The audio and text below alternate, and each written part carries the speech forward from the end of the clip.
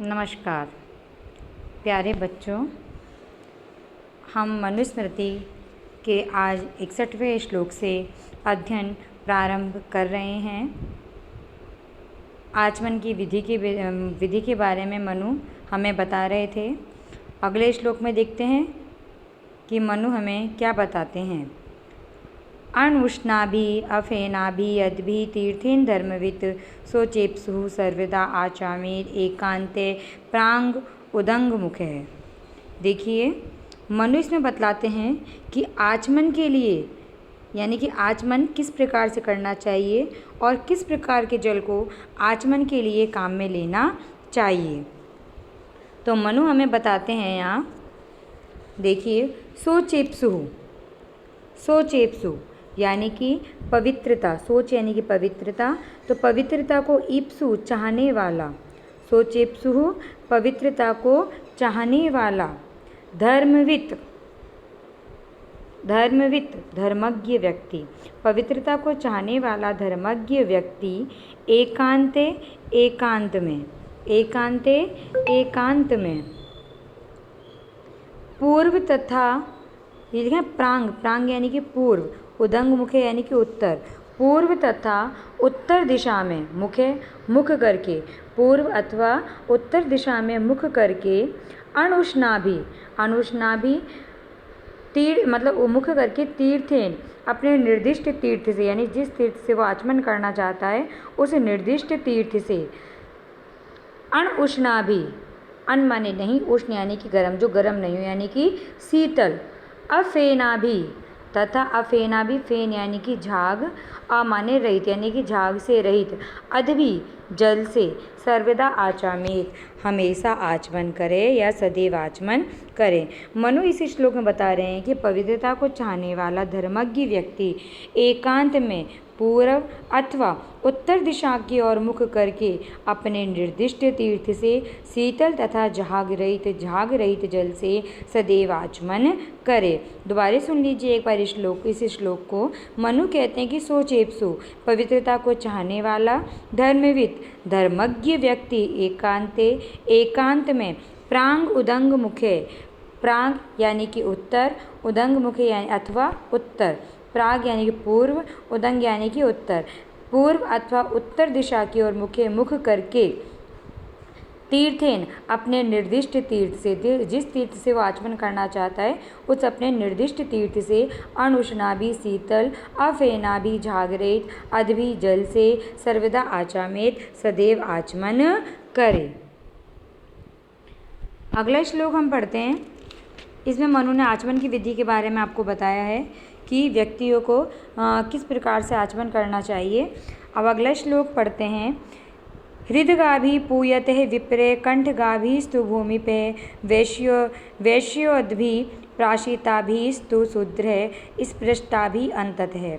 देखिए, मनु इस श्लोक में क्या बताते हैं कि आचमन के समय जल को कितनी मात्रा में और कहाँ तक ग्रहण करना चाहिए। तीनों वर्णों के लिए यानी कि ब्राह्मण, क्षत्रिय, वैश्य, इन तीनों के लिए वो अलग अलग विधि का वर्णन करते हुए यहाँ कह रहे हैं। मनु कहते हैं कि विप्र यानी कि ब्राह्मण, विप्र है यानी कि ब्राह्मण, हृदगाभि हृदय तक गए हुए, कि ब्राह्मण हृदय तक गए हुए, विप्र हृदगाभि कि ब्राह्मण हृदय तक गए हुए, भूमि पे यानी कि क्षत्रिय, भूमि पे क्षत्रिय, कंठगाभिस्तु, कंठगाभि यानी कि कंठ तक गए हुए, कंठगाभि यानी कि कंठ तक गए हुए, वैश्येतु और वैश्यवर्ण, वैश्येतु और वैश्यवर्ण, प्राशिताभि मुख तक गए हुए, वैश्यवर्ण तो प्राशिताभि मुख तक गए हुए, शूद्र और शूद्रवर्ण, अंत यानी कि ओष्ठ तक यानी कि होठों तक, अंततः ओष्ठ यानी कि होठों तक, स्पृष्टाभि होठों तक स्पर्श किए हुए, अदभि जलों के द्वारा पूयते पवित्र होता है। तो यहाँ पर मनु कह रहे हैं कि जब व्यक्ति आचमन करे तो ब्राह्मण जो वर्ण है वो अपने हृदय तक जल को क्या कहते हैं जल तक पहुँचा के उसका आचमन करे। क्षत्रिय वर्ण कंठ तक गए हुए जल तक आचमन करे। वैश्य वो अपने मुख के अंदर तक ही गए हुए जल से आचमन करे। और शूद्र केवल उसके होठों के स्पर्श मात्र से ही वो पवित्र हो जाता है। यानी कि शूद्र वर्ण के होठों से अगर जल को स्पर्श करा दिया जाए या होठों तक ही जल पहुंच जाए तो वो उससे ही पवित्र माना जाता है। यह आचमन के समय की विधि है जो मनु वर्णन कर रहे हैं। तो आचमन करते समय मनु कहते हैं कि इतना पानी पिए कि ब्राह्मण कि वो उसके हृदय तक पहुँच जाए, और क्षत्रिय वर्ण इतना जल ग्रहण करे कि वो उसके कंठ तक पहुँच जाए, और वैश्य वर्ण इतना ग्रहण करे कि वो उसके मुख तक पहुँच जाए। और शूद्र वर्ण आचमन करते समय यदि उसका जल का होष्ठ से स्पर्श हो जाए तो उसको ही उससे पवित्र मानना चाहिए। यानी कि इतनी मात्रा में जल ग्रहण करने से चारों वर्ण के व्यक्ति शुद्ध हो जाते हैं। तो मनु ने आचमन की विधि द्वारा सभी वर्णों के पवित्र होने का कथन यहाँ पर किया है। दोबारा सुन लीजिए इस श्लोक को। मनु कहते हैं कि विप्र ब्राह्मण हृदयगामी हृदय तक पहुँचे हुए भूमि पे हेतु, और क्षत्रिय वर्ण तो कंठगामी कंठ तक पहुँचे हुए, वैश्य हेतु और वैश्य वर्ण तो प्राशिताभि मुख तक पहुँचे हुए, शूद्र वर्ण अंत तक यानी कि होठों तक स्पर्श किए हुए अतभी जलों से पूयते पवित्र हो जाता है। अगला श्लोक देखते हैं मनु क्या कहते हैं। उद्धृते दक्षिणे पाणौ उपवीति उच्यते द्विजः सव्ये प्राचीनावीति निवीति कंठ सज्जने।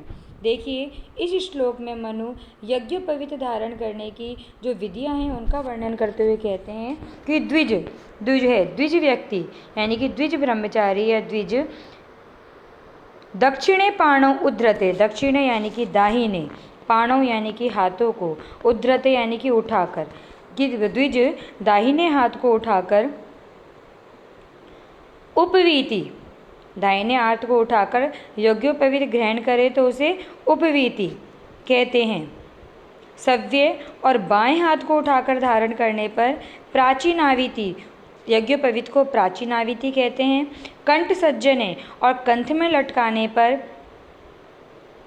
निवीति इति उच्यते, निवीति वो कहलाता है। देखिए मनु यहाँ पर यज्ञोपवीत धारण करने की विधियों का वर्णन करते हुए कह रहे हैं कि ब्राह्मण क्षत्रिय वैश्य इन द्विज वर्णों का कोई भी व्यक्ति यदि यज्ञोपवीत को दाहिने हाथ के नीचे तथा बाएं कंधे के ऊपर डालकर रखता है तो वो उपवीति कहलाता है। और इसी प्रकार यदि द्विज यज्ञोपवीत को बाएं हाथ के नीचे और दाएं हाथ कंधे के ऊपर डालकर रखता है तो वह प्राचीनावीति कहलाता है।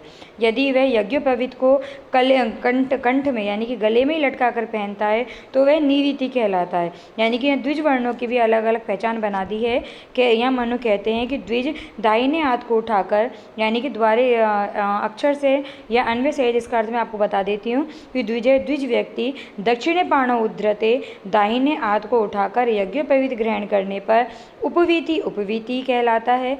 सव्य और बाएं हाथ को उठाकर प्राचीन आवीति बाएं हाथ को उठाकर यज्ञोपवीत धारण करने पर वो प्राचीन आवीति कहलाता है, तथा कंठ सज्जने और कंठ पर धारण करने पर वह निवीति कहलाता है। अगले श्लोक में देखते हैं मनु क्या कह रहे हैं। मनु कहते हैं मेखला अजीनम दंडम उपवीतम कमंडलोम अपसुप्रास्य विनष्टानि गृहीतानि अन्यानि मंत्रवत। तो देखिए प्रस्तुत श्लोक में मनु कहते हैं कि ब्रह्मचारी के द्वारा धारण की गई वस्तुओं के नष्ट हो जाने पर उनका जल में विसर्जन कर देना चाहिए। तो मनु कहते हैं किन किन चीज़ों को क्या क्या करना चाहिए। तो कहते हैं विनष्टानि विनष्ट हुए। देखिए यहाँ विनष्टानि विनष्ट हुए। मेखला अजीनम मेखला नष्ट हुए, मेखला अजीनम यानी कि मृगचर्म, मेखला अजीनम यानी मृगचर्म, दंडम यानी कि दंड, उपवीतम यानी कि यज्ञोपवीत, कमंडलु तथा कमंडलु को अपसु जलों में प्रास्य विसर्जित करके मंत्रपूर्वक अन्यानि ग्रहणीत अन्य ग्रहण करनी चाहिए। तो मनु कह रहे हैं यहाँ पे, यदि द्विज का यानी कि ब्रह्मचारी के मेखला, मृगचर्म, दंड, यज्ञोपवीत और कमंडलू यदि विनष्ट हो जाएं या उनमें कुछ क्या कहते हैं वो क्या शुद्ध नहीं रहे, पवित्र नहीं रहे, जैसा उन्हें होना चाहिए था वैसा नहीं रहे, तो उनको मंत्रवत जल में विसर्जित करके अन्य ग्रहण कर लेना चाहिए। तो गुरुकुल में अध्ययन करने वाले जो ब्रह्मचारी हैं, ब्राह्मण, क्षत्रिय, वैश्य वर्ण के, उनके द्वारा मेखला, मृगचर्म, बेल्व आदि से निर्मित दंड, यज्ञोपवीत, कमंडलू यदि इनमें से कोई भी कारणवश टूट जाए या उपयोग के योग्य न रह जाए तो उन्हें इधर उधर न फेंक करके जल में विसर्जित कर देना चाहिए और मंत्रों के अनुसार पाठ करके उन्हें दूसरे नए धारण कर लेना चाहिए। तो दोबारा सुन लीजिए इस श्लोक को एक बार। मनु कहते हैं कि विनष्टानि, विनष्ट हुए या नष्ट हुए, मेखला मेखला, अजीनम, मृगचर्म, दंडम दंड, उपवीतम यज्ञोपवीत, कमंडलुम तथा कमंडलू को अपसुप्रास्य जलों में बहा करके मंत्रवत मंत्रपूर्वक अन्यानि गृहणीत अन्य ग्रहण कर लेने चाहिए। अगले श्लोक में मनु देखते हैं क्या कहते हैं। केशान्तः षोडशे वर्षे ब्राह्मणस्य विधीयते राजन्य बंधो द्वार विषय वैश्यस्य द्वे अधिके तथे।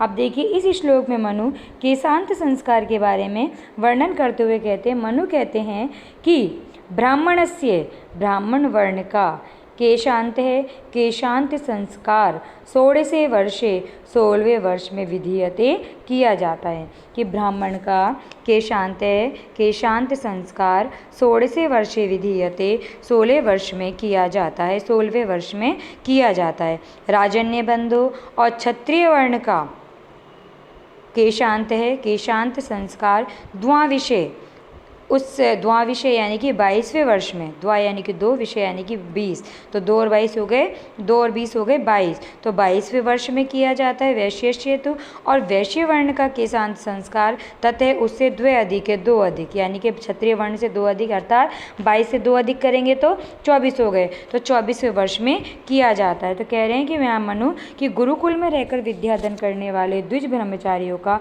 ब्रह्मचर्य अवस्था में केशांत संस्कार नहीं किया जाता है, अपितु विद्या समाप्ति के पश्चात वैदिक उच्चारण के साथ ही उनका ये केशांत संस्कार किया जाता है। इसके लिए आयु का निर्धारण करते हुए मनु ने बताया है कि ब्राह्मण ब्रह्मचारी का केशांत संस्कार 16 वर्ष की आयु में, क्षत्रिय वर्ण के ब्रह्मचारी का केशांत संस्कार 22वें वर्ष की आयु में और वैश्य ब्रह्मचारी का केशांत संस्कार 24 वर्ष की आयु में किया जाना चाहिए। केशांत संस्कार के अन्य नाम भी है गोदान संस्कार। केशानाम अन्ते इति केशांत है। देखिए दोबारा सुन लीजिए इस श्लोक को। केशांत संस्कार के बारे में मनु बता रहे हैं कि ब्राह्मण वर्ण का केशांत संस्कार 16वें वर्षे विधीयते 16वें वर्ष में किया जाना चाहिए। राजन्य बंधो और क्षत्रिय वर्ण का केशांत संस्कार द्वाविषय 22वें वर्ष में किया जाना चाहिए। वैश्य और वैश्य वर्ण का तथा 2 अधिक है, उससे 2 अधिक अर्थात 24वें वर्ष में केशांत संस्कार करना चाहिए। अगले श्लोक को पढ़ते हैं। मनु इसमें क्या बताते हैं देखिए। अमंत्रिका तु कार्ये इयं स्त्रीणाम आवृतशेषते संस्कारार्थम शरीरस्य यथा कालम यथा क्रमम। देखिए इस श्लोक में मनु स्त्रियों के लिए संस्कारों का कथन बिना मंत्रों के कथन के द्वारा कर रहे हैं। मनु कहते हैं कि